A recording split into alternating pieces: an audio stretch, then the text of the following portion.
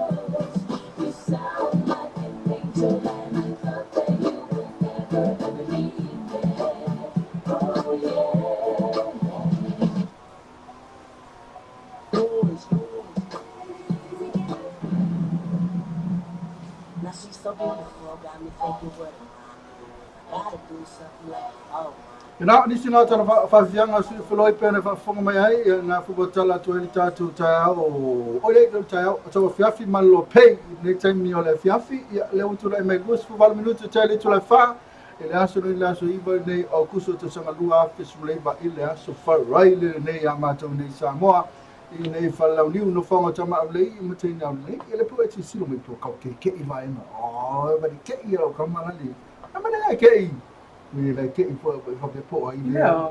the place is popularized like We got versus something. like ai oi la le sa fai mai si tu le ri la le yeah fa fia la fa si la tu io Mari fresh Mari ai na le te fa pese se si te ne no fa tu o tapa o fresh Mari fai no atu ta tu o fresh Mari pena fa ya tu salita to ke i fo ya no okay wo ka le lo ka ya why there ya ai te ba me no loi te mina tau tala mai ai o le leo ya ko pu ai leo ya sa Tino ya isa.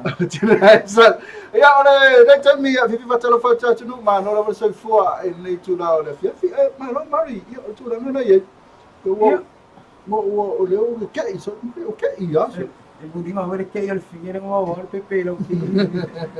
Ya ma lo le to ma tai mi sangango. Ya ni tu la la fiafi ya a le nganga la mai ya le fia fa aftai.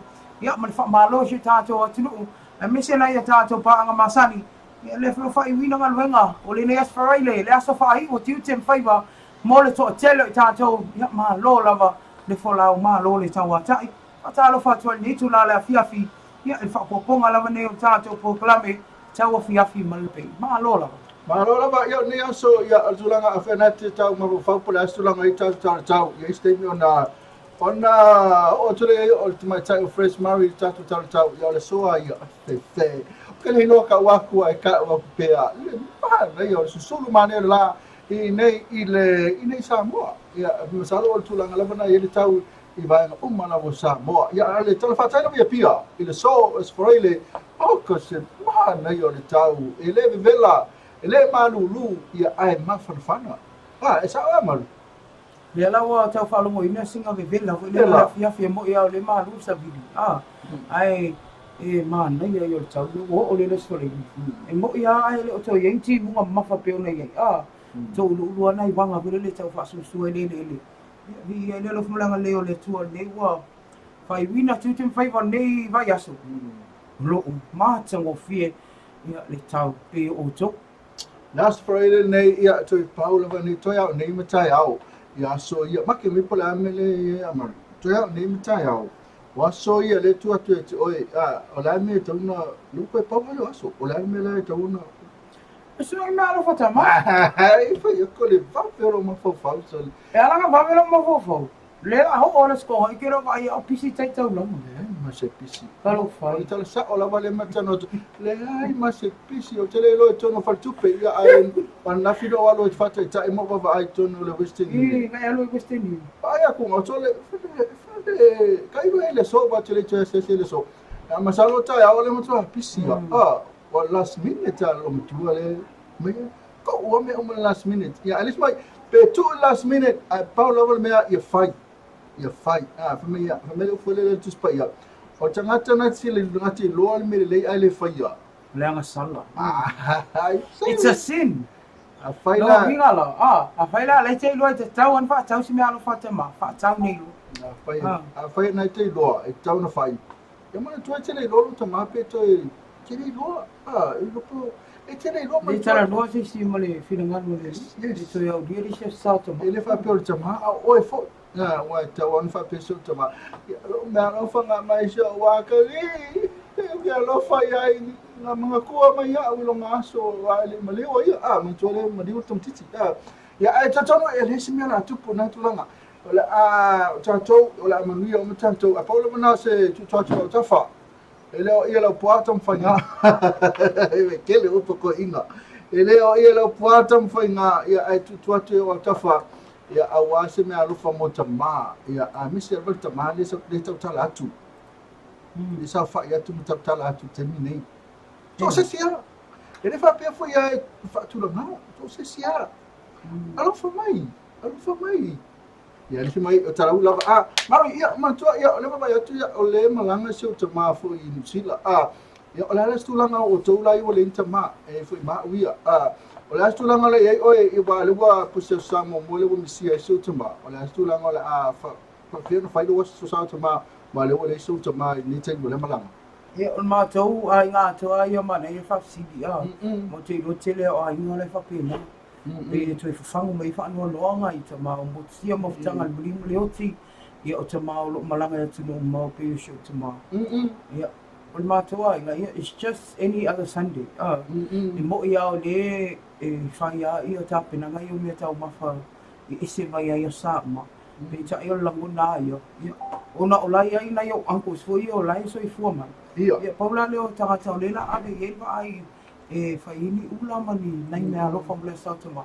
Ia au stoi i nai o lo malanga tu New Zealand. O te ilua lai whailonga i New Zealand o ai lai tu tusa tātou New Zealand le aso tama. Lai whailonga. Le foto a ulo le ai o se tema tema ese tato ia ola ia an fa petusa sa le mana ia wa ole amana tu me la tu tato ia al mele ele tusa ia ngala e pe ia wa fa mai ole fa ele se o ki fa lo le va pe o ki ma ko la sa tama ko o ki o pe ia fa ko me ele se me la ma tu wa no tu fu to sa tama ka ilo ye ya ta wana isi ata mata ia o nisi aiga lae faamuliaina i tupe lafo mai atu luga mau ia ua lae pele o latou tamā ia o nisi aiga ia pau a ona o loo tutoanoa ia o matele foʻi mea fai ana i fanau foʻi atu luga mau auā o pili a o tupe a mea uma ia ae ua talitaloa faaumiumi ai i le eseʻesega o le vaaiga i faatauga ma fuafuaga o asasautinā talitono mea ana o le asasautinā e a makapisi me lasogafua e o mai ai o matua patutuʻi falitupe o i faleʻoloa i ona o tinā e faalupe fatuoaiga e ese foi ala latou tulaʻi mai le atinaʻiga o ai le ala i ona ave atua iai ma faufau fanau ia e o tamā ia e moʻi ae tāua tiutele tamā ia e faigofia simple i le pei lau tinā e tele tapena ia e matua i le faapena o Samoa e faatau ai tina laulagi atoa ese ke vaai foi aʻui oi toe tasi a le aso paua lea o le aso faapitoa e tasi a le tusauma ia ia tusauma o le lalolagi faamaumua latou tina pau ale mea o te fiafia i lasosale o pau ale mea ese o le mea lo fiafia i lasosale tamā o le mea le fiafia o mea Samoa i lasosale tamā make mai Laso malolo, ai le holiday. E ko sala vai pe la fia tato le mo la holiday lai loa lai faataua tamā fai laso malo me fa no na tato company ia ona la ne kele fo le taulia fo lo la to e pe on taulia le sautina le alu le me ia pa lo le tulanga le la alu nei di mar o tama fa Wale tu sa ta ma fole sa ta ma lo sa tina money mo ia ele tele se me alofa ai tu sa ta ma fa ai la ta fa fa so ma ia no le tu lai mai to luas fu to minute on the tale le tu lai ono ia ma sa la ta ta ia professional ta ia lo ai foi por as tu la ma le ta le so opera fa ma la sa to nai ma sa uma pera fa ma la sa ta ma I moni lava Mr. Ngama pea no fai atu e tāua tala tau pe ti ngai au fonga whaalongolongo ia e tāua awa e tāua na fai ia fofonga ia i tūlanga pea no i tātou tala tau winga o le tau o au savili e whio lolo le maalosi o toa loa lo fti ai pea Samoa whaatasi ai au ma timu e a fia ile atinu i nisi o taimi mo o polu i le so i le poa na nei le fai mai matu i sifo fa pianga i manono e matala i le leiwinga le tau vanga na i timu pu e feo lolo le maalosi o savila le toa aloa i nisi o taimi mai fa pena le tala le tau mo polu atoa ai mo savai le fa pena mai sae matu i sae sa le longa i sa le aula matala i na le leiwinga o le tau vanga na i timu pu e feo lolo le maalosi o savila le toa aloa i nisi o taimi e tu sa le tala le tau mo polu savai mo nei mo le po nei ia malanga ia tu laso ata e au le fai mai ele le tau fa solo ina wa o ni so taimi mana i timu pupu o le a yai mana ia tau mana ia ave mala son fu su malolo aso sa mala son fu o le ale le winga tau ni so taimi se vanga na i timu o le a yai le wa udi ia o le va inga na tau o le a matele ina le nei winga tau na i timu ai o to ulu i taimi o le a wa udi ia moli atu ai le anga faafetai tatou faletali maloaga lelei o le Skyview Villas pe ona lagolago i le tatou tala o le tau ia e maise o tauaeoveni ave e au malo pe afai ona e asiasi mai Sambonē ia ma faafetai ai foi tatou ofisa o vaaitau ona galuega fita tufaatasia pe o tala o le tau lea taimi le taimi o le aso Alo te fatalo fatu i la tau nanu malanga mai fafo to te la tau nanu atu le sa malanga mai Australia New Zealand ia e le tu mai atu no Facebook o talo fatu atu tau la fe mai asia mai ne la tu matu ma se foi le fe sa ta ma mai le talo fatu atu ma lo la ia ai o tu langa le po le hale le pisi o la sa ta ma ai ave lo ta ma au lucky ta ma la ave o le tatu Skyview Villa Usa po le ale le taua a fai o le tamana wa alu o Skyview Villas le mosa la fast food le ale a inga to fa o le tama piko Silvia na ma me na sa tama wala la lo lu o le ngata ma ne yo la mata mai la lo ya na foi ela tau sami e tama ftanga ma ne ya ma miki e foi ya ma moi lu mo le a foi ali un ta por pe por king le Kailangan tapo king. Tapo king queen. Tapa le vale solo ai luma. Ia ma. Tapa le vale lunga moema. Ma laio whakamalu. Ma pe mai. Os. Pa fe kai lava na ia ofisia whanau le mea lofa. Pa manuia lava le tua ia tau tau. Ia ia ono le ese foi fatupu ese foi le ko la valo pulo le tama tai pulo ia le fatupu atu manatu male fai o le special ia matua la ele na sa tama ia ai fai o misi ne vai aso le misi vai aso le telu ia mole 12 tai tama tai Melanie Lancet Fond tu sai foi male nei special ma koe o tau o kau me le ma se ama lima se la muito ale o fai la special wa lu se la fast food ya ma sa mata ona to pe to ma sanga fu ya familianga mo le sa to ma wa to koe au tai au e ma le sa e mo te fa na to me le tatu special Moni ole vai ngana sigi ona ma na yo tatu pisilisi fai pa anga ma tatu company ko le tatu ala le o mena la ta le tele malano no ia tatu fa pitoa tofu la vai la to ma ona tofu foi la to ma fa to tu ina tu I le aso tama ba ai la le to e foi tau waso to tasi le aso ia awoni ngalo se me alo fa tama e fa tau ni mai I tatu pisilisi e pion tau ya ole tatu tala no tap e pe ona fa fong me ya ma sola tatu o ina tu ne tatu pisilisi na ne tatu company ya ina fo yo la tu na le o na ma fo ina tau fo na o I tama fa tau na tu me alo fa pe ona foi mai ya ona fa talo fa tu le mari ina tatu company pisilisi na me fa manatu tu ya tu ia o tala tai au matatu company pisilisi la tala tai au le pe au le fiafi ona to ia tai au le aso I te tau ai o le fai fa tanga ia mo na I te mai la to aso facto a te mele la tatu ne tatu company pisilisi la so la ka ku tatu peselia mai le sumale ia video mai foi fa ku ma ka lo video so me fa malo longa ia mau ka sia foi mau mai te ma fa malo longa mai talo pa tu ne tatu te mana lo ngase ne te ma tua I ka fai ia fa malo longa le tu e tu tatu te ma tina ma tua pesele mo to fa mai e video fa mai fa malo longa pe tesa te un tatu wo America como fo ma tatu ave mo ba ma e alu la re bai la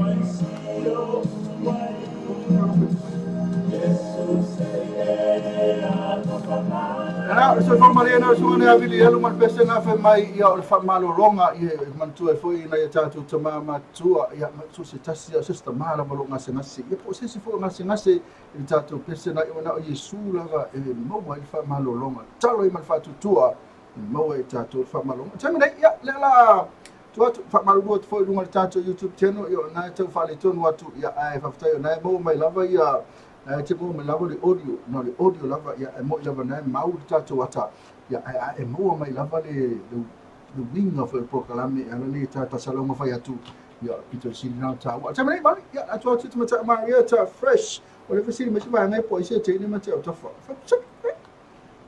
fresh ia tu le fresh a fa ta no fa fin sini mo masai Sorry. Me vale lei mai kapo. Ia ole nganga fia ia fatalo fatoi na ia tatu company pisinisi pe an fai atu. Ana le se no ila to ele ma fai tatu fa sanga i pe ile taiao. Mele taiao ia mele fiafi. Fatalo fa toile ako group o tatu lang o tu o tala mai sa mo na fia ngai masoe, stunga ya masa. Pulenga mla fingal venga malo nga lulu le foi boa. Pai wina tutum fai va neva yaso ia maua se aso sa ta mafia i te ma uma tato company Fax ko Samo Limited pasaro fa la fionga ya mulpola no rosa mulio la fionga ya mulio pio mulio o pulenga mla finga venga ato al fix ko malola va le tawa ta i ala tautu ino le atunu i tato o nanga tupe la fo mai atunu mamao ia matupe fa suiai ia manuia tele ala sa ta ma i le tato company MS Rental la fionga ya Alvao ia o le pulenga mla finga luenga ia ma lo lava tawa ta ia le tatu o nanga ta avale to tongi o tatu fali ainga o le tatu car wash ia ai le ngata ile ia o le tatu fali engineer mo so o se vai ngai fali tono lo sa mana tua lo ia fa to le MS Rental ia ai se lava nei taimi o phone tanga lela a material phone tanga tele le metisi ai anga ia rent out avale fa ai loa ia na e loa tu lunga le loa pe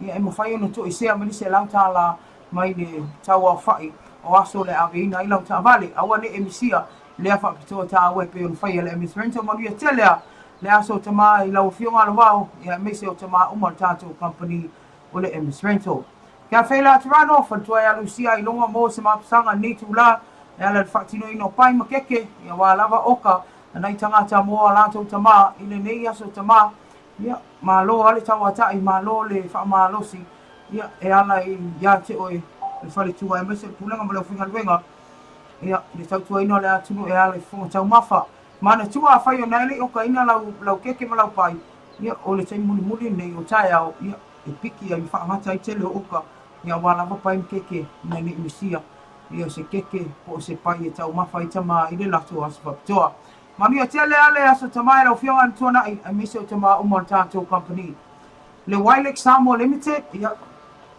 o nanga ia i oloa e peo suka lakti tofole le fai mai lava le koko sa moa fai ngoa ino le koko loa ia ai mai se o le lato nonu juice le ngata lai lea ia e mawhai o na maua ia se leni mona i fai whaato anga ona o fisosoani ele Wilex e ala i le au mai ngai o nonu makoko ia wa lava le fausia ino tato oloa ia asi ane le lata ma sili le sunga ya Nathan ia o le li ilea o loo vai atua tato company ia ai mai se ia o le fionga ia tangaloa ma faitua ia ceremony ia tele la sautaba i lau fionga tangaloa ia ai mai se o tama uma o le tato company ele Wilex Samo Stationery and Books simply the best ia fale ia male vaenga o se vai papena o masini fa malu stino Puni ngalo sa me alo fai musumania.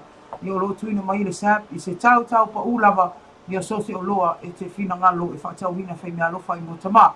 A siasi ane so sona la ia I upolu nei whaapesa mai ia matutuila mani sila. Manu ia tele ala sa tama I tama umalawa tātou company o le Samoa Stationery and Books. Moa tonga complex ia whaatalofa le whionga ia le alo tanga moa so whali whaapea le pulenga mle o whinga luenga ma loa alfa ma losi leo o mai tau siunga o tiu te whaiva ia o le toa tele, ia e moise lava o le tātou company e ana I lautou tua I le atunu. Ia le whalitali māloa ave I eita mā, I se tau whaamni e loto mo oe, ia pōtu ea mālulu, tāpena ina le lei, ia mō tama, ia moise le ainga atoa. Le ngata I leo tā vale tongi, o lo e fwoi lato tā vale tongi, tau whaamni e loto, va ese rental to ina, ia e ti ai le weekend o le sātu mai ni ngalo. Ia e moise o le tua tau mea whale, wa ise mea alofa te mai ale sana pusa lava ia po sana sofa ia wa lava le whamuna tuina lea sa tama manu e tele ale aso tama ia I tama uma tātou kompania le motonga Samoa Tourism Authority whatalo whaptoa le whionga e whamtoa inu pulenga blo whinga luenga ma loa le ngā lulue ia ma loa le tau atai ia e ala I pōkalami whaalawi loa ese alo tuina ati le atinu ia wa lava le ave pel whamanatu ia ma lale le sa moa te miuma o lo tāpina ina fōi tātou pōkalame mo te wila. O le amai whamanatu a le Samoa Tourism Authority lo o tala ina lesta mo sos vaenga o whare ainga au siva ia o vaenga o whapena ia o lo o tala ina lestala ia I o le tātou ofisa I ele fōu. Manui ala sa tamai la o whionga whamtua inu whapea tama uma o le tātou pulenga. EPC, po le marisianga tau e tise, ia whatalo whapatoa le whionga ia tolonga tātile ia o le tātou pulenga atoa mo le o whinga luenga mālona ngā lulue ia o le toa tele au o le EPC e le o wiloani aso tama o no lo ngā lulue whaasolo atoa ina mo tinoa no saunga le mbule le tise tui nāti o mahota mau lawa ia whamuni e tele ale atua I tiute lo whianga ia ma poloketi whaawau o le tātou pulenga whamuni ale atua I tama o le EPC le Skyview Villas ia le whionga le whale tua ia Madeline ia le pulenga mlo whinga wenga le langolango au tū tātou tala tau whaftai tele ia mo le tuina mai o tau au ina ia mautinolo tuina atu pele tala tau ia whamanuia le tua ia te oi whale tua e miso tama uma o le tātou whale tani malo ia mo le tātou company. Pivas Boutique langolango malo si tala I talonga ia na o mai moa toa tele whamunianga le whale tua ia Maria ia mo naita ma uma lava. Ia moli alo fa anga tātou whale ofu le Pivas Boutique mai toi o tae au ai so tino le toi ina naua pa uma o lana lima suta la so se aloa I manu mata ngō fie ai lenga se leola e mo whanau mutina mo so se le whaatasinga e mawhai le Pivas Boutique o na tāpina ina ia tō hinga vanga pa pēnā ia whaatai tele lava mo lango ino tātou tala I taalonga I lea aso mo le aso nisi nao pisinisi mi company ia a watu ai foi whaamnianga ia le loa pe ia te o tau uma o tama ia o nei pisinisi uma ia maua se aso sa tama sango le ibu le alofo mleanga leo le to. Malo Mari ia na ia tulanga le na tātou company pisinisi na ia mole tu fa malo mal fatai ia on longo ino tātou ko kalami Mari faio o facility na watu polame kiki lunga o le se la mele kiki o soka da facility na le aso le mele kiki e tama soka kiki se full mita ai ko foi mai o le ko nga kiki le ko nga kiki ia o tātou facility na Mari ale ko tātou se va kuma lo fa so le ata te o tu e falta break o ta malolonga o le tulanga le tama o le as tulanga a fai o tama le fata fai poi o tama le fata fai poi pro ngali e ono alu e ona ve e taito ia pe o taona ve ia ma pe fai o la sata mani le fata fai to lu ia e taona ve ia ma tama pe le lo wai loa e ya o lava ia ele ta ua se tama une lai I mo se fala ta ua le husband ai le ta ua se father ya en faian sa ai o tama matina ya be tama ta la ua fua mai le alo fo mo mau fa na o mai lo ta ua whaalangi lola i o ta mama tina. Wa tu o iai mta whai oi nā lea tua. E tau sia le whana. Na sa fo ia te ia tu sali tau tu langa na wa tu tele o ta ma i la vai tem so va ia. Ya ola le fes fa na wala wa ku mai le me tu ta ma ia ma fai mai la tu mo le ma ia pe fa na ia ile no siva mai siva ta ma no fai o maftanga ta ma me se longa o fes fa na fo tu a le tu langa na ia ola se vai me se a fa fer ma na fa le wa fai fa na lo tu ta si ai le fita ma ia na fa ko e sau i me ka ma ai le fita Nga ka ole anga sala. Olo foi lele o te ia wa tama fo se ai te le ire malo tu ina nau le o langa e ono sa ia wa tama e fa tino lo tiute ai le fa pe na o mo lo o tali polo wa fine ia mono no fo mo le tama itai na mai tanga ia te o nga e ke fia ka mai ki le ai la o la le na mo ia o pa pasi ruma e kasi masa e o se lo nofo ya la wo lo fa no fu la wo lo ma lo fa na wo tini ta wala tama ya o me foi o me foi lo tolo vo mo pena o me ko la siva ma lo si ma ka ma lo me o tolo ta tele il vai ngane la mo foi kali la fa te mai titi me kiti awa tau na lo me tama wa lo ve me tama pena foi o to tu pa o to la fo foi le la fo foi tama ya a fa ko so me tina ala foi de fi sa na ai fi ala foi me ten salvo ala fa ala ko be na tama to tas ya ele tau na na so lo ele ku sa o tu langa ela tu fa mai tang le fa sela tu na tu to do ele fa ya tai to ruwa na ta o tina ka mala ngai te le fi o ngai ave le vai ngale o lu ta mi tai ai la uta o ule ma le ba ku la to ya me va tai ro fo ele o ta la fo ka mo se me ka mo ma ko proud la to mita ma wa isi tina ya mo isi foi ta ma ele fa no mo ta mat ai va tai ro mo ta mat ta no fia ya ai pe fa le fia tele o isi ta ma fia e no wa bela to mo ta ma ya ai isi va no foi bo le va ta ma boleh na ba o fa kong kalake ho ya kamanga ya na ni sina tato nanga i me tato ma ya e be ona ya tu nanga ya tato sili o lo que isso ma futa mai e como no fina town na YouTube na foi bunga ayo foi na Facebook mai tali me fisila o tama soka kikila na polo is a full meter ai ko foi mai polo ya ia ka mana fa matala mai pe fa fe kiki ka man polo ma e ka ma ke ama e ka lo o por me o fa le ton ta YouTube o no le pe ke fo YouTube pla to vi ida to me no ke ya okay fo YouTube ke mo me ma ta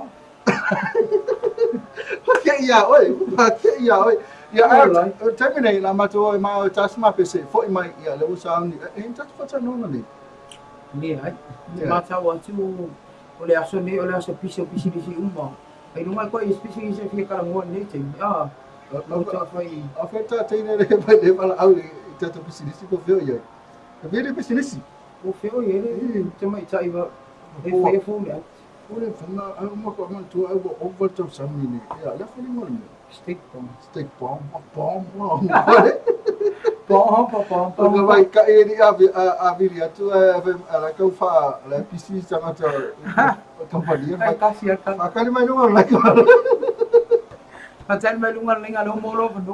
Ka patala fa ta Lucia e mo ta to ke fe la Toronto ya na mata de fa dia ngal sama ta yo Maria Maria Vivas na fa dia ya sa tama e vai o mali funciona itama ya la e Australia ya ma tu fa mai lo so tama o lo to la si ta sina me ro fitano tu ya o le e fai mai tina ele oni la tu tama la to lua o la tu to lua por hospital ya ale fa mai la tu fa mo la tu tama fa no Tina le tu patina ia wa ila ta fata ta noanga o ta tina ila tu asfalto le tele au tina fa lo mo ile fa la au la tu lo te Ai au mai lo le aso tamapi o lātou na taritonu. Ele e sili atu ia lātou tamana whanau mai lo lātou te tūru. Wa alfi sili la. E se ai whai ngoa i lo tō lua dad ka whani. E te whai ngoa hani. I tamau tamuti. Ia wai dad ai ora la so tamake i ale wa sui ka unga. Te wa wala au sa ole ngoa soi fua mai umu. Ko se me alo mai le pese me alo fama na ia mutama. Ai siri atu e tauntu tusa ona ona wa vai lua ina ino wa lofa ino pa anga e o fa va wa mene na tautu. Ko na fa. A vele me alo fa tau. Tu sa pe fa mai siri atu lo tama e moni. Siri lo tama. Ai tawa ona a vele wa lofa ino to. Ona tu ai si fine na o mara na to lo fa tau shopping center. E ko fitu la fa na. Usala ole tala tama fai no ko vai o so to rofo o que le ko fai manga o sina le ngor fini o que le te fai manga o ya sina ala fai no el tina to fitu ko fiku sila fa na o le so se me ala e to no fale mai tina to fitu pasi mai ka pasikalo mali so se me o to no le ka le sio Ala va fa ngo fa. Yo, o ko mai tina to fitu. Ya, tato wall fale. Na, tina to fitu. Pa mai. Ya, o le seso na o shopping center a. O le shopping center la o uma. A le o le ki nga le o tina fo le ke lo me fa ka. Yo le ko fa so se de ni. O ni sila. A ka ma ro ni. O le ki nga no ko. O fi able fale. A le fa na ku fo. Ya, ana kwa waki ngale karingo si tina I kongo le shopping mai tina to fitu tato wol fale tina to fitu kako wao ki ngano kwa to na ko wai ko lo ma tina to fitu wai ka bala au man wai ka fingi bala au ki ngap mai ya ki ngap bala au ma tina ol fingi mai tamato tasi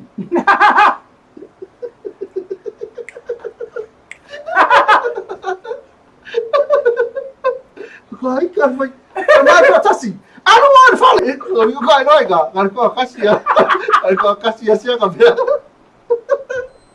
Alko kasi peya siya ma. Wala ilo ang figi. Alko mo mari ako ngollang. Alko kabare uskala. O sorry uskala. Rata tato pesela e pe na foi na tato company. Não tá fitu. Lo facciamo fa mai tilo mando fa mai ki fa au kafa polo. Ya le ai se kali. E tilo. Ki fa kafa polo. Se polo e ang bimbo ka kay di suka. Makwale malam mahalo ingo kiki. Kwa ki fa kafa polo fa ko so mai polo ki fa kafa. Ninge ka mai ola mo ka mo.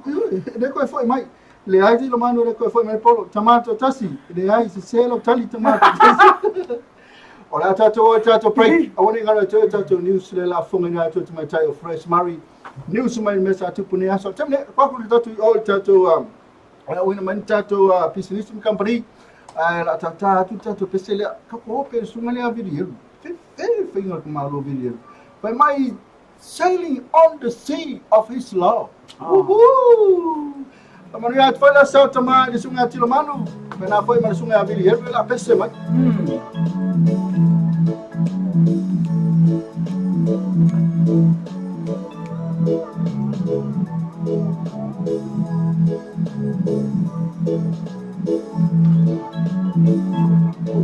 Oh, happiness and joy, it's in my life tonight. For the first time I feel everything's gonna be alright. For as much as I've done, what drinks are made of, now I'm sailing on the sea of His love. My friends are gonna tell you I'm sailing on the sea of His love. I'm sailing on the sea of His love. I'm free as it's a miracle that this is placed in me. The truth that we share, I never thought it could be. He taken me to new heights above. Now I'm sailing on the sea of His love. My friends are gonna tell me I'm sailing on the sea of His love. I'm sailing on the sea of His love. I'm free as a dove. I'm sailing on the sea of His love. Light it up. If you're a real one, light it up, light it up. You're a real one, gon' light it up, light it up. It's your birthday, gon' light it up, light it up. I'm drunk and I'm drunk, gon' light it up. Shorty gon' light it up, light it up. If you're a real one, gon' light it up, light it up. It's your birthday, light it up, light it up. If you're a real one, gon' light it up, light it up. She can get it running over to me. Yeah. She heard about me and she know my feet. She get tired running over me. Yeah. Girl, you know ain't no controlling me. No. Close your mouth when I'm tasting it. Yeah. I don't take when I drink it. Tell your girl she can play with it. Light it up. You're a real one, gon' light it up, light it up.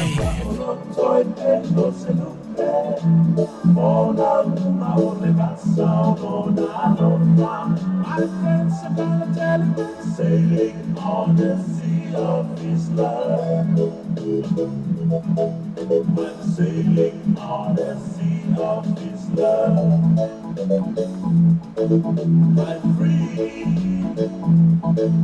I'm free as a dove. I'm sailing on the sea of His love. I'm sailing on the sea of His love.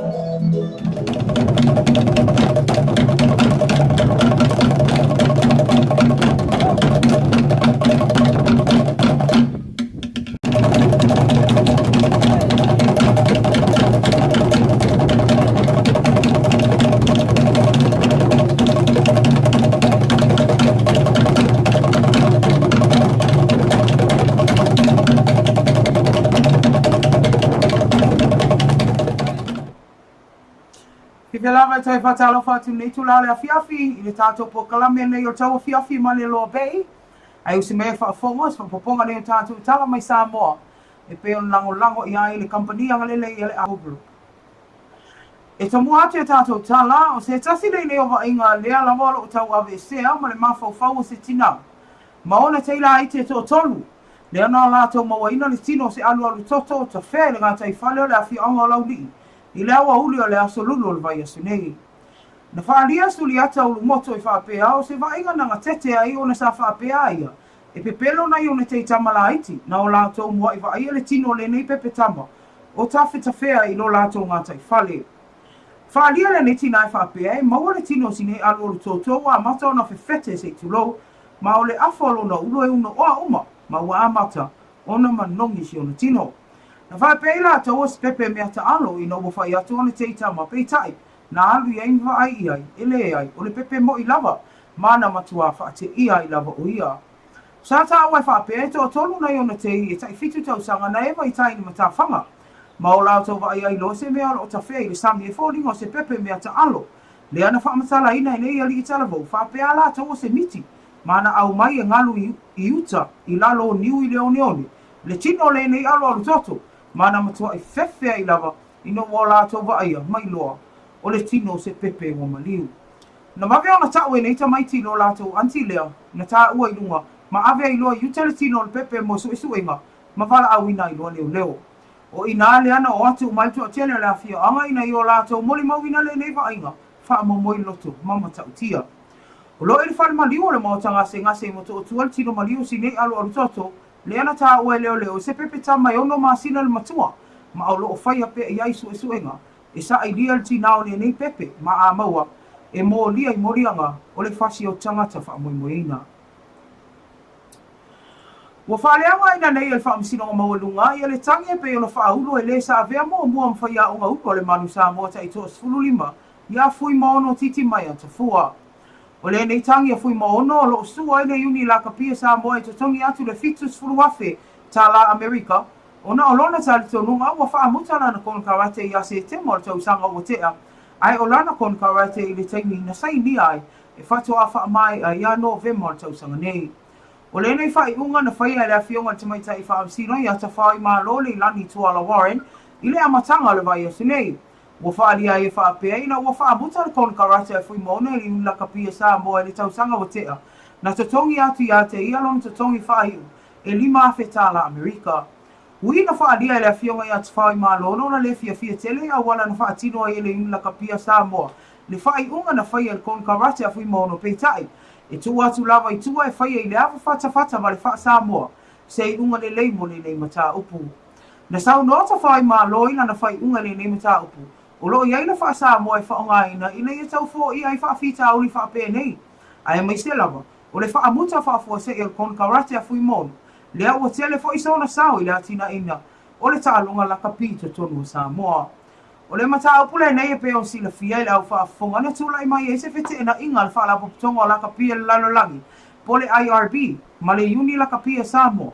O na o le filifilia o fui mono e whainwhai a o ngale manu Samoa ta I to sfuru 5. Le ana o lātou wha alia e lātou tele tongi ina fui mono.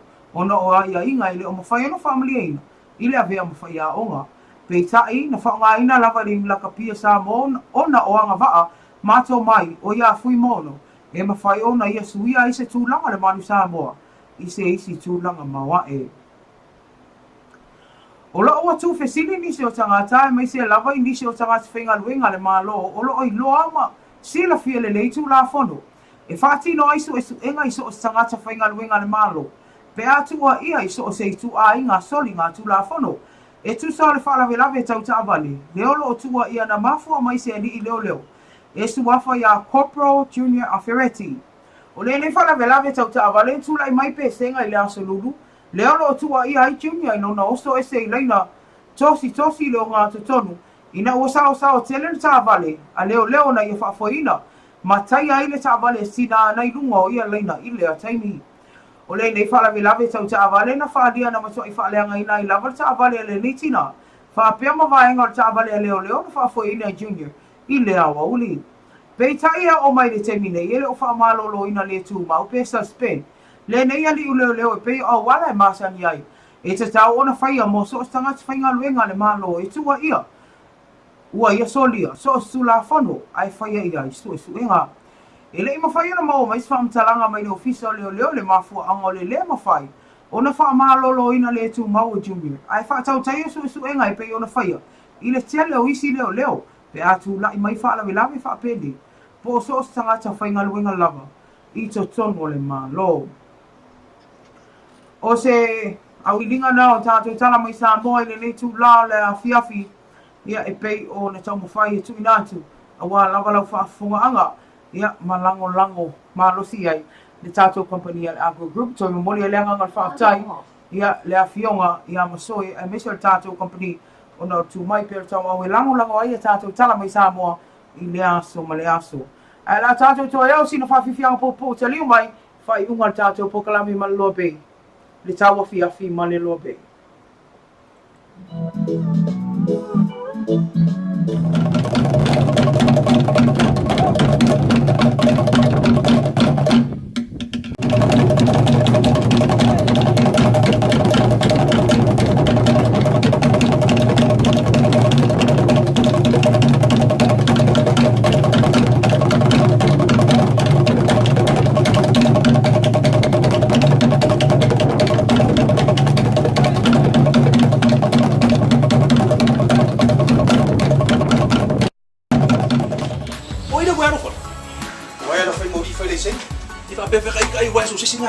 Ia, ma fai mo dia fai longa lai sengi fa kanga la kula fonga le pisi. Ka sa inga pe big ka ven ka kisi. Okay. O me fui baby. No payment, no power, brother. Mornisi whamtalanga wala au mai leono 55 o leono 55 Single-use plastic water bottles are a big waste problem in Samoa and for our planet. Do not throw away water bottles after drinking. Take it with you. Keep beautiful Samoa clean and plastic-free. Bring a water bottle when you come to watch the Samoa 2019 Pacific Games. Fresh clean water is free for all at all venues. Keep beautiful Samoa clean and plastic free. Single-use plastic water bottles are a big waste problem in Samoa.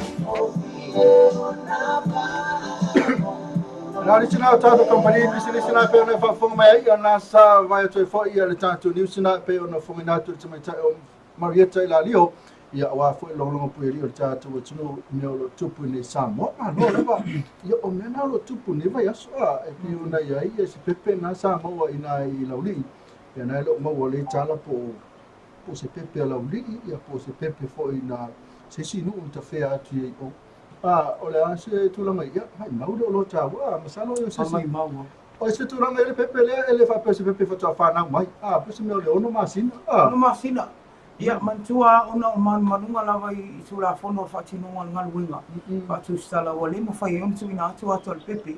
Ia o te loa na mai mo to te le ngo penga se failang. Ia o se va inga na o ina I loa ia sa ole le tau le ole. Ona ole pepe o fa ele la po ai o si mea. Si pepe tama leo. Le ana tafia ia mamaua le la iki o ka meki mo mo maua. E kai fiku makau sanga ia ni tamiti ole a le mafai ona ave sia mo la to mafofa. Le va inga le va inga na la to va ia. Wa le fa pe ai se don. Ma o kang o venga le fa pe se to. Ia iki lo kwele ai ole. O tanga moni la vol pepe mo.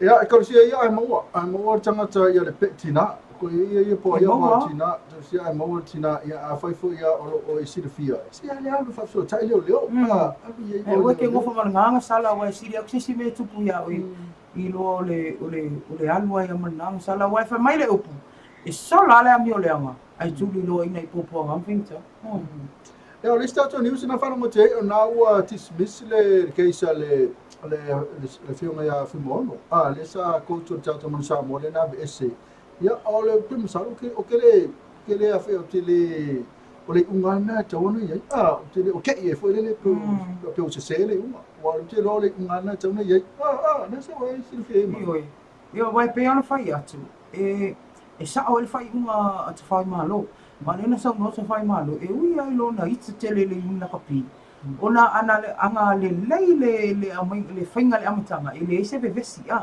sa tanu fa mama le ia fui a mea la o nani kol karvati o le whaapea ile o inoa le IRP le whaapea ona nau ta inga le yuna ka pi whaongato mai o lo le ngawhatas peita ia lea lau tu lai mai pe whea o na wai loa le IRP ia freeze lo mai kupe le mwhaim to tongi mai ia whai a onga o ila ia o lea ua whaonga ina ia te whai malo ia le tō wha mamau ia malana sila mamau a ngai le tūlanga tauan toi fo la mea I tono le yuna kapi ia wa le wa mai ona ave final payment ia o tau fo ia le fa pe ai po I pe se tangata ia pe po se nu po le o te ilo la wa mala mo fe alma fo le fionga nga fatas ia o wa la va ia le ato to so ya ninta o po le alo fa vala tu le awala tu mo le po la okay, lo ale ave ma wala la tap tau tali pe fa pe ola fai fai ya le kis me se me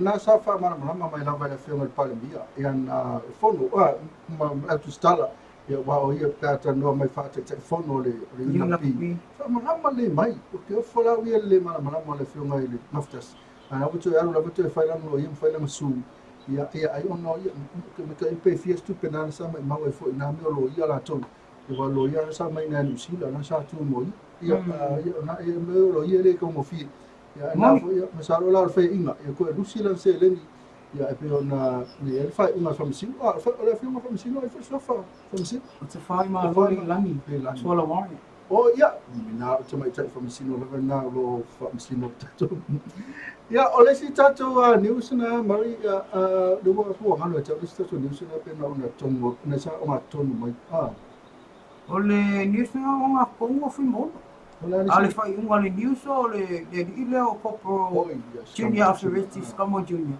ia ese a tangata mo la te uma fai unga e mi se au punga a wa le wotu sili toteli isa o foi la to e mi se au tangata mo lunga lo finga vinga tuno malo o mana malama le processo fa tilonga o so ringa tu la fono pe fa mai o so ringa tu la fono tau tau le e taua o na whamaloro le tu mau. E ka ilo e toro o le ofisa leo leo. Nanga le ofisa leo leo le inano le pisasi. E tuto a tasi. Mo se la fiana e la tunu a tonu o se tasi leo vai nga longa winga. Whaatali se ito ya e ia le libi a le fionga komisina. I ona whaia le swai unga tala fianga. I o te le iloa pe ma whaia le tamaita i sui komisina ia Mona Lisa. I ona whaia lo sana whai unga i rea taim. Wao le libi le fionga komisina. Ia e to ya e mai le lopo verse 4. Te iloa la i ngai maua i lolo tati. Pe ai se awa le mwhai unga suspend ki unga junior i le neiva yaso. Whaatali a iso su unga lana mtau. Yo ke roa ia ana tau foi e rese mea o sasi foi skamala to ia salo ia foi salo e te roa ma tu lua story on mea ma se ka ku vole se foi ma fa le komisina tatu vole po le a foi story skamo ki mai le mea na le sa saola na lu ko se fa la fo se ina vili mai ina na wa to ro ma le via ta vai nga mana ta ti lo ya le ko ya ku distato ni usele lo ti smith foi ya pe la volti smithing ole ko isa ale la fionga le esa suya sa au malo ko dum sesi ya lo fo what smith mai ile american el SSIG ile o dismiss ole sa ongal mele le nga sa no manino ya uni i lunga le tato fata no ngana ole vai nga ta ole joinda mansua ole tangile ave le SSIG ole palengia ia o le minista o whaurulunga o mamtanga luenga ia o fia i mea tau whanua o le ave uma. Ai pei taila na whaurulu lato o tangi, ai le itukua i eito tonu ma le fionga i le au mamanu al maa lo tanu wai. Po le fionga i atu ona o ia lea na sailia le suinga leo tula whono. Le lati ro valu o valu. Ia le penu sau noa i euni. Ai pei tai o le velo mai whafo le whamsinonga. Ele o tadia le tuu iai male a fionga ele manu malo te wai o le wingala meanga o dismiss le motion e tuu iai pe faile joinda e tuu iai male a fionga ia tu e tonu o ila to le avele tangi le fa boptonga le sa inga tonu ingala le malama me to te le ni fa pe o le ale case ale al malo le ai ele se case o le motion lenga ave ina ia au fia ye tonu pe faile joinda joinda lo vinga tu fa atas ia tu ye tangi ele SSIG ia male vai ngale na ngalo tu e tonu po la fionga i le tama ainga ia tan white ia na e masalo ia se o tai auto fa mini no tu langa ia a pe se dius na pe se freaky dius o titilo to i lima su val minute ia tal white ia o lesa wai bit to sue former head of state dismissed by court ia se no tai ia le fa upunga na o le story na ia ese kila esa ora kusa ola man kuale nga fa mai ia le tama tai no ia sa inga ia unasa langa ole langa le fa mai langa kala ia ka ko interview langa o ia le nga sai nia le tu la fono ale fa mai le afio ia tu ele imala malama tu la fono o le wingala mea na tu sa la wasu la ave tangi fa sanga ile ia langa fa opunga e fa ngai nei me on newspaper ma TV ma le tio e fa to singa mai tanga te fa tau fa no na e sa wele heading a longa winga o le story atas o le tadia le joinda longa winga e ave se mai le sa ave ma lo ile mta opule pe o fina winga sa inga malo ia le sto lango ia le basalo nei la Australia e fa no fa sila tu ri o tu su tatu lopei ile tulanga fo ia ile famso no sunga ki fai popo nei ia masalo e tele i mo mistala po le tulanga bo ia mauti no nei o fa fi ngalo ia ia o te iloa ele ise meta o po fa fi no malawa ia le hunga o te iloa ia masalo o le amosi na ato toanga ia ile mtanga vai yaso ia po se te fe la sta tai au pa o mo samtalanga ia mai le stala i untu ina mai leo se li poti ia fa to pe fo ile ono le mana o ia me to tele ia a ole mta o pa ia ki fai popo tasi al muri ang olo ia ina le o sa uni le a fio ma mai tai fam sino ia rosela i la una ila no fai una pe o na ia ta o la fio ma mai tai fam sino la so na fi le fai mo fie ia te ia ave a toalo na mafa fa o isi umana mta o tamo fai fa te isi ai ave umana na lona mafa fa mta o pule ala ngai le fai mo fi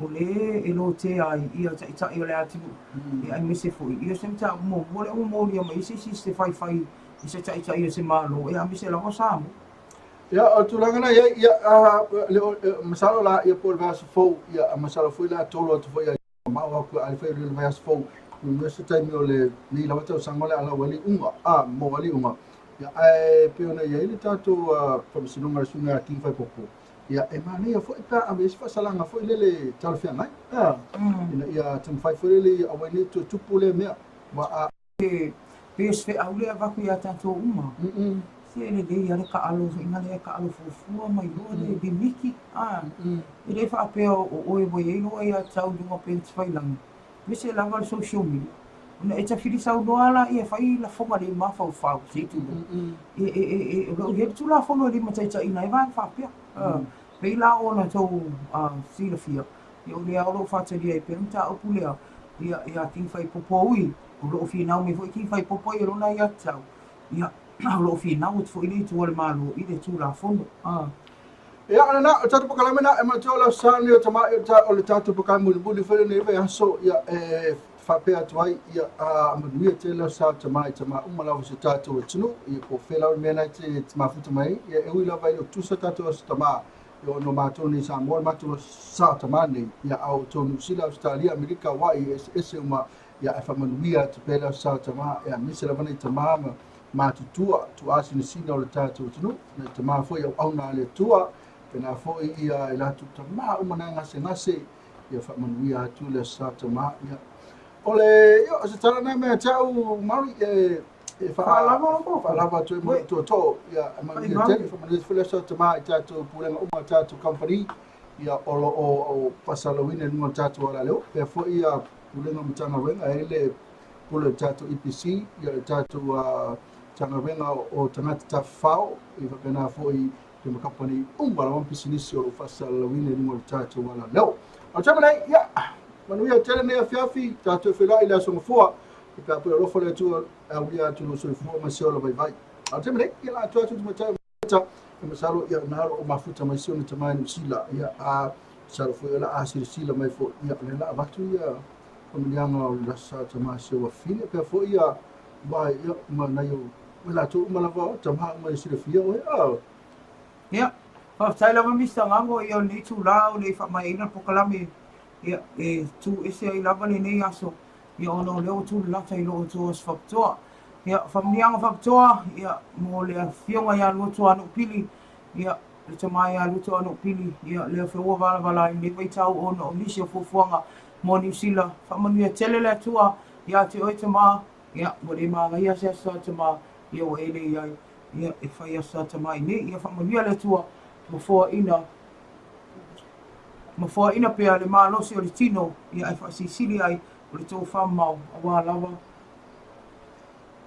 ta inga ia o le tato a inga mi se mi uma le kalesia ai le ngata ile le fanga lo ina tama ia le fau Fred Hunken alo fa tele mo e dad fa manu atu le sa tama e ui o le ese aso tama ia ai fa manu pe le sa tama mo e mai ata nei ia o se o Filipele ia o le famulianga fa pitoa ia mo le fionga i le mamalu le malo manu tele le sa tama i le fionga tui male le fano swala uvi fa le toa le lua ia ai mai se ia le fionga le ripa le mia ia ma minista o marka peneta o tama ia o tai ia le atu ia ai mai se foi pule o malmota fa manu tele le tua ia o to fionga ia fa folo o to so fua wan se ino sa moa ia mo se le mo ata iau ia o te loa pauna o fa mianga mai ata nei ia manu ia tele ia tu fa inga neva ia so le long weekend tato te whenua i la so lua le fo i la lofa malanga leo le tu ai mo te mine God bless soifua Happy Father's Day Happy Father's Day to fa tu pesela to fa na tu a ya e pe ona ina tu a yo na te le na tama a pesela mai to fa na tu a lakin if you say no what's up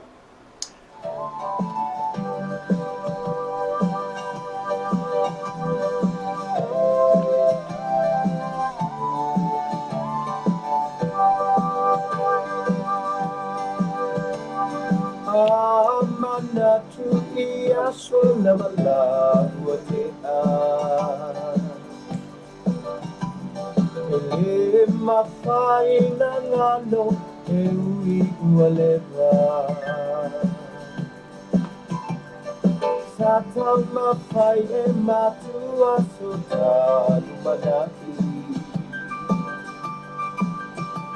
E nei Samoa ua i una e tu atasi. So far, dai tua ala. Salam toa samai le mau pita. So far, dai tua ala. Ile alo famoni ia Samoa.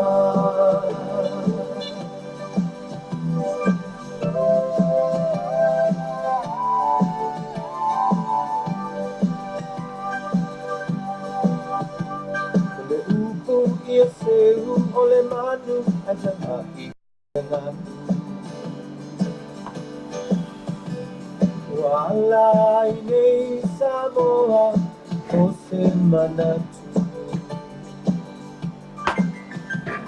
Manatu ilo tapa amae ni te iwa malete. Ole tami ai lea ole fatu ale ele ele. So far nai tua ala. Salam toa samai le mau pita. So far nai tua ala. Ile alo famoni ia Samoa.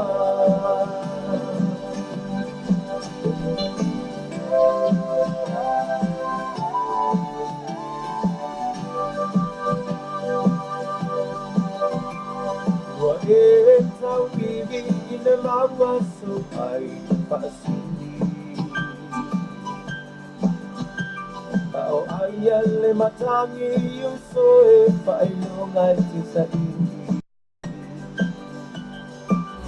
Light it up, light it up. You're a real one, gon' light it up, light it up. It's your birthday, gon' light it up, light it up. I'm drunk and I'm gone, gon' light it up. Shawty gon' light it up, light it up. If you're a real one, gon' light it up, light it up. It's your birthday, light it up, light it up. If you're a real one, gon' light it up, light it up. She can get it running over to me. Yeah. She heard about me and she know my fate. She get tired running over me. Yeah. Girl, you know ain't no controlling me. No. Close your mouth when I'm tasting it. Yeah. I don't take when I drink it. Tell your girl she can play with it. Light it up. You're a real one, gon' light it up, light it up. If you're a real one, light it up, light it up. You're a real one, gon' light it up, light it up. It's your birthday, gon' light it up, light it up. I'm drunk and I'm gone, gon' light it up. Shawty gon' light it up, light it up. If you're a real one, gon' light it up, light it up. It's your birthday, light it up, light it up. If you're a real one, gon' light it up, light it up. She can get it running over to me. Yeah. She heard about me and she know my fate. She get tired running over me. Yeah. Girl, you know ain't no controlling me. No. Close your mouth when I'm tasting it. Yeah. I don't take when I drink it. Tell your girl she can play with it. Light it up. You're a real one, gon' light it up, light it up. If you're a real one, light it up.